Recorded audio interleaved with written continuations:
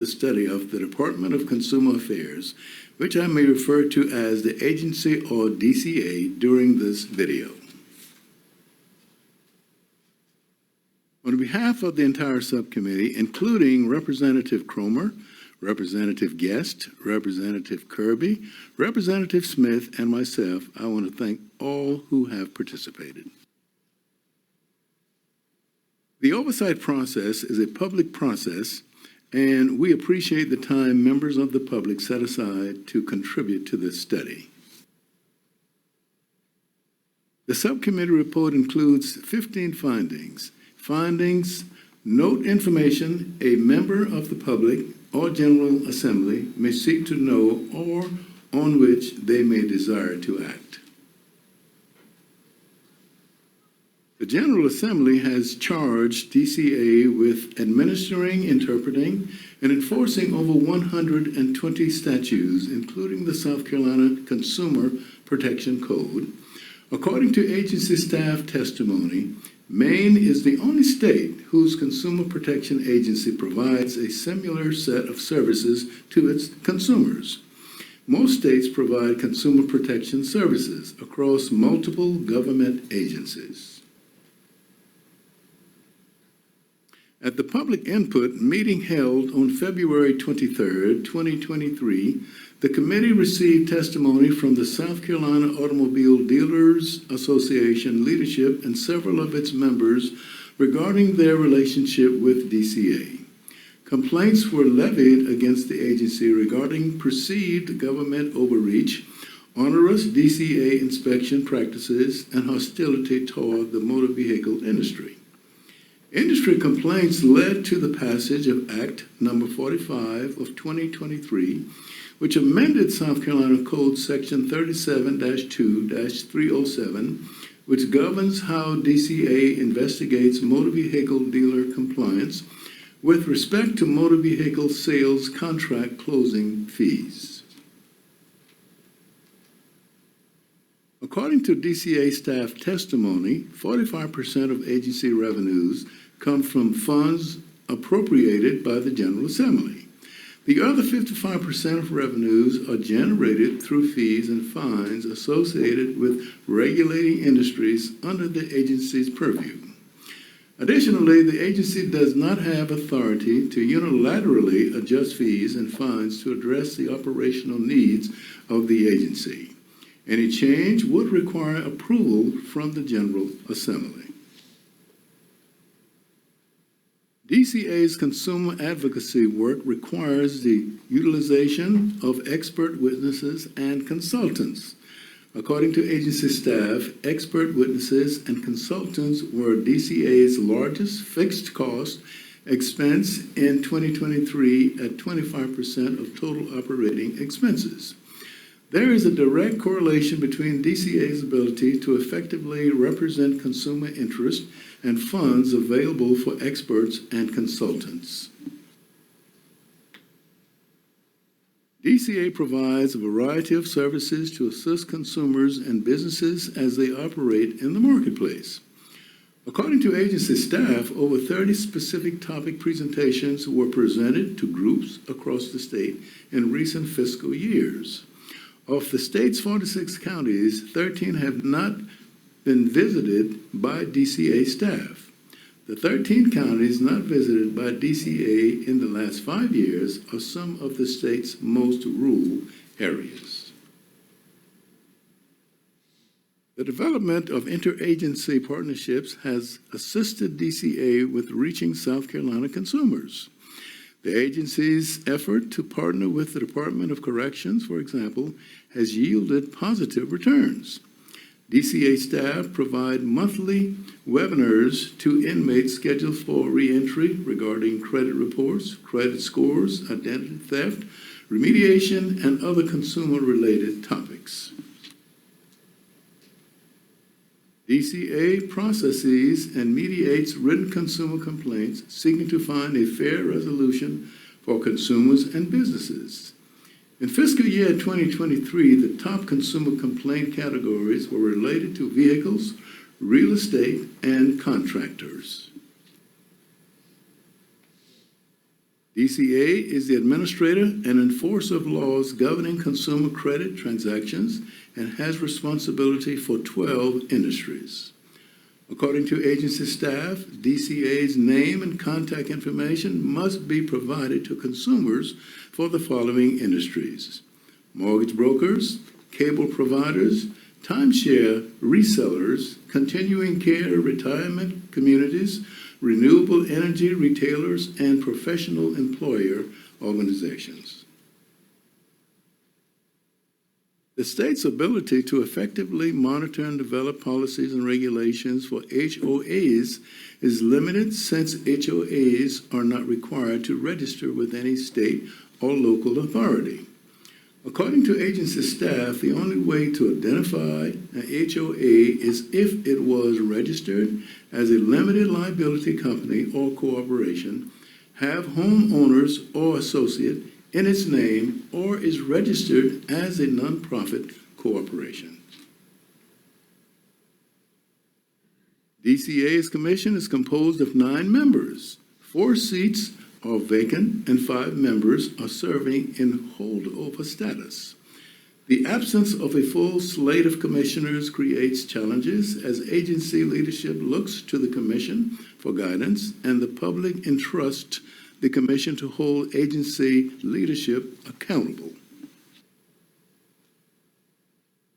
The Council of Advisors on Consumer Credit consists of 16 members who are appointed by the governor. Currently, there are 5 vacancies on the council, and the 11 active council members are serving in holdover status. The governor's office has been made aware of the vacancies and expired terms and the need to make new appointments.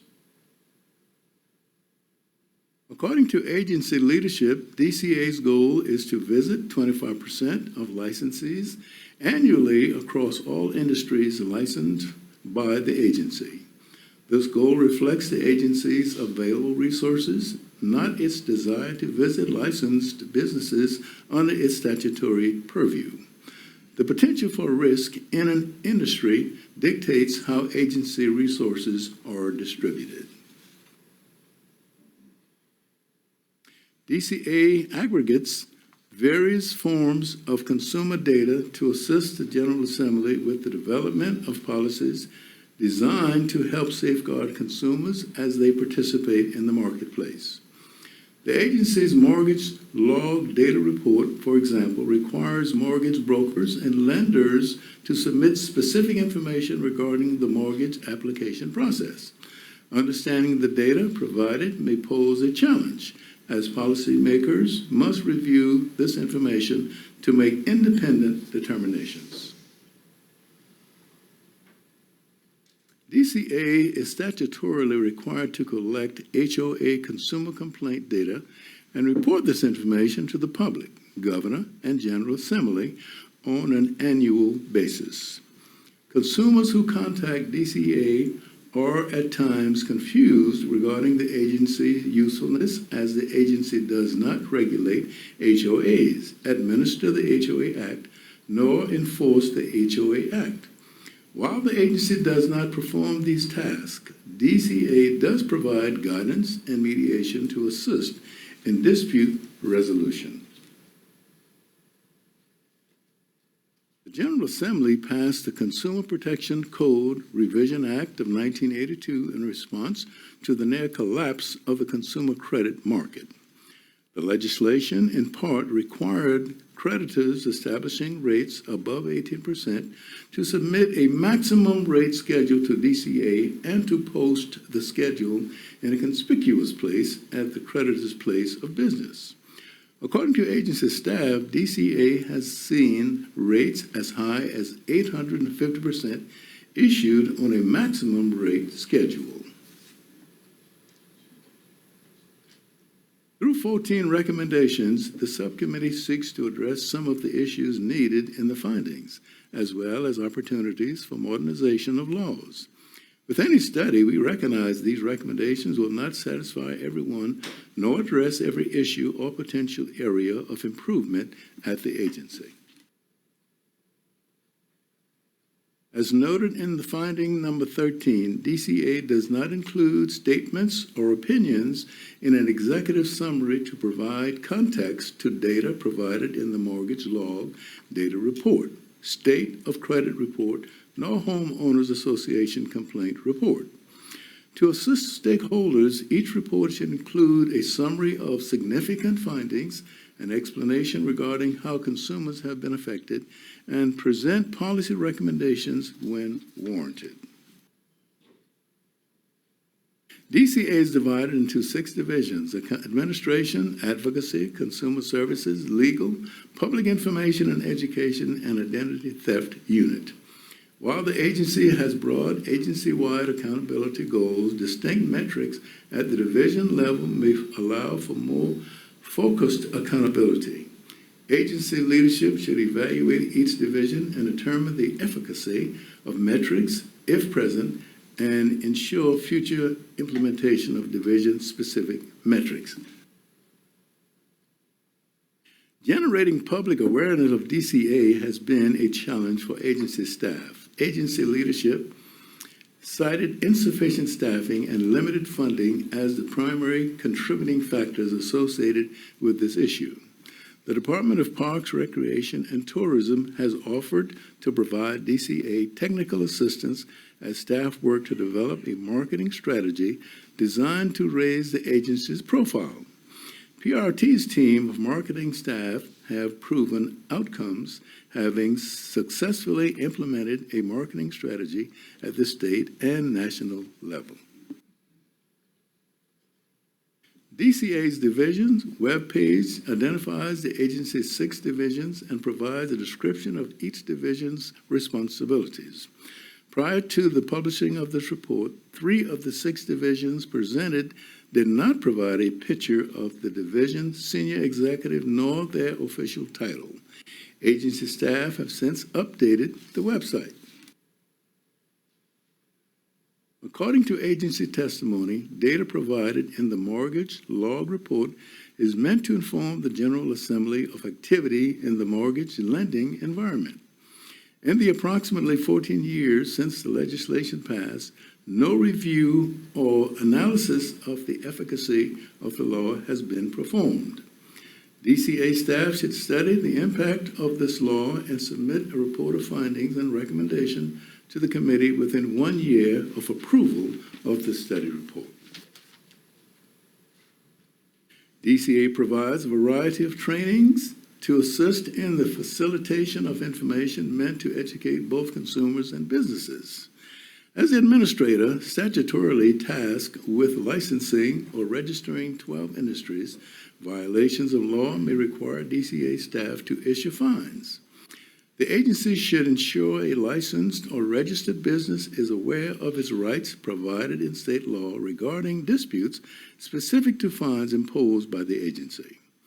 Posting this information conspicuously on the agency's website may assist in providing this education. DCA's commission meets monthly to receive updates from agency leadership. A meeting schedule and list of commissioners can be found on the agency's website, but minutes and agendas from prior meetings are not available nor archived. The commission should develop a policy requiring the posting of minutes and agendas. This policy should include when the documents should be posted and the length of time documents should be made available on the agency's website.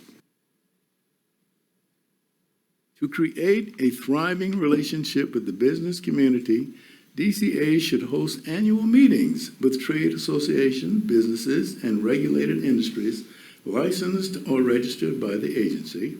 As noted in finding 2, DCA's relationship with automobile dealers has been challenging. Regularly scheduled in-person meetings between DCA and the business community may prove beneficial in building a collaborative environment.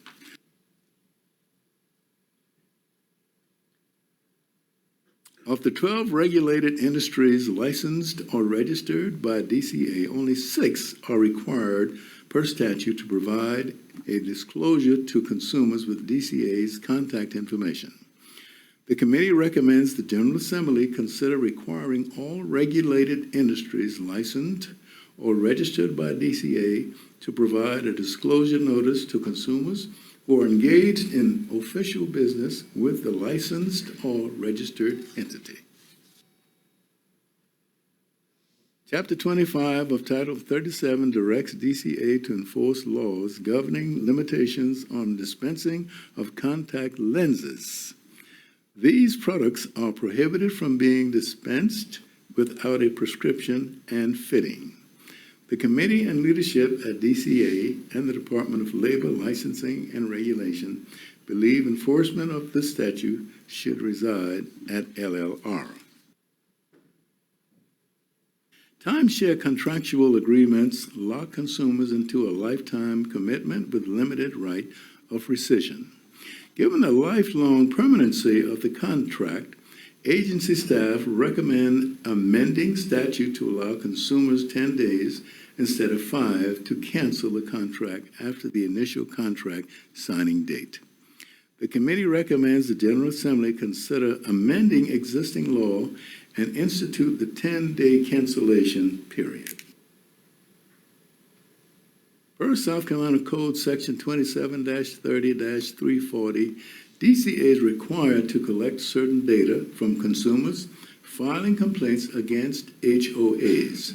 The committee recommends the General Assembly consider statutory changes regarding HOA's internal dispute processes, permitting magistrates to hear HOA disputes, changes to HOA voting procedures, and preventing HOAs from charging consumers who file complaints to DCA or seek resolution to complaints through the dispute resolution process. DCA staff seek to strengthen the agency's ability to assist consumers in the event of a data breach through the statutory reporting requirement. The committee recommends the General Assembly consider requiring mandatory reporting and other associated data breach prevention methods to further protect consumers from fraud and identity theft.